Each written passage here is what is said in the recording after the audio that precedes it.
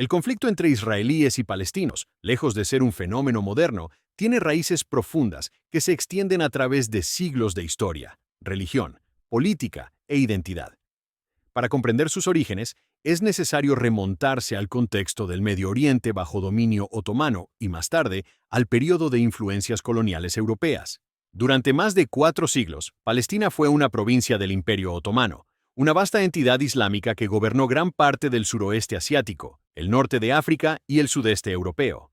En este periodo, la región que hoy comprende Israel, los territorios palestinos y sus alrededores, estaba habitada por una mayoría de árabes musulmanes, junto con minorías cristianas y judías que convivían en relativa armonía dentro de un sistema que reconocía distintas comunidades religiosas. El Imperio Otomano no promovía un nacionalismo moderno como el que surgiría posteriormente en Europa. La identidad de los pueblos se estructuraba más en torno a la religión que a criterios lingüísticos o étnicos. A finales del siglo XIX, en Europa Oriental y Central, comenzaba a aflorar un movimiento político y nacionalista entre comunidades judías conocido como sionismo. Esta ideología, en parte una respuesta a siglos de persecución y exclusión en países europeos, fue formulada principalmente por Theodor Herzl, quien en 1896 publicó Der Judenstaat, el Estado judío. Herzl argumentaba que la única solución viable para los judíos europeos era establecer un Estado propio donde pudieran vivir con seguridad. Aunque inicialmente se consideraron varias localizaciones, como Argentina o Uganda, fue Palestina la que capturó la imaginación y la espiritualidad del movimiento sionista, por su asociación milenaria con la historia del pueblo judío. Durante este mismo periodo, el nacionalismo árabe también comenzaba a tomar forma, especialmente entre intelectuales árabes que vivían bajo dominio otomano. El deseo de autodeterminación crecía y con la desintegración del Imperio Otomano tras la Primera Guerra Mundial, estas aspiraciones se intensificaron. Fue en este contexto de efervescencia nacionalista y competencia colonial donde el conflicto comenzó a configurarse. Con la derrota del Imperio Otomano, las potencias europeas, en particular el Reino Unido y Francia, rediseñaron el mapa del Medio Oriente bajo acuerdos como el Sykes-Picot, no 1916, y con mandatos otorgados por la Sociedad de Naciones. Palestina quedó bajo administración británica, establecida formalmente en 1922, aunque el Reino Unido ya tenía una presencia activa desde la Declaración Balfour de 1917. Este documento fue clave. En él, el gobierno británico expresaba su apoyo a la creación de un hogar nacional para el pueblo judío en Palestina, siempre y cuando no se perjudicaran los derechos civiles y religiosos de las comunidades no judías existentes en la región. La Declaración Balfour generó ambigüedades políticas y tensiones sociales.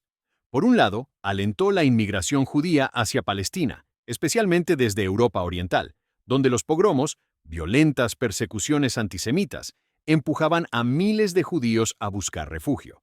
Por otro, sembró el temor entre los árabes palestinos de que perderían su tierra, su poder político y su identidad cultural.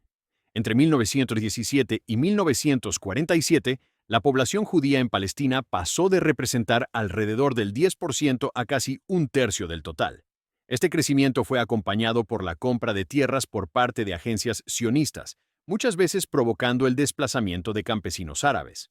A lo largo del mandato británico, las tensiones se agudizaron en varias ocasiones, destacando la rebelión árabe de 1936 a 1939, que tuvo tanto una dimensión antisionista como anticolonial. Fue una insurrección armada impulsada por el Alto Comité Árabe contra la inmigración judía, la expropiación de tierras y el dominio británico.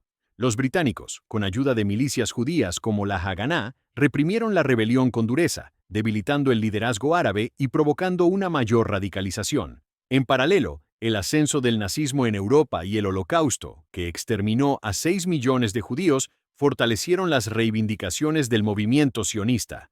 Para muchos, la necesidad de un refugio seguro para los judíos ya no era solo una aspiración política, sino una cuestión de supervivencia.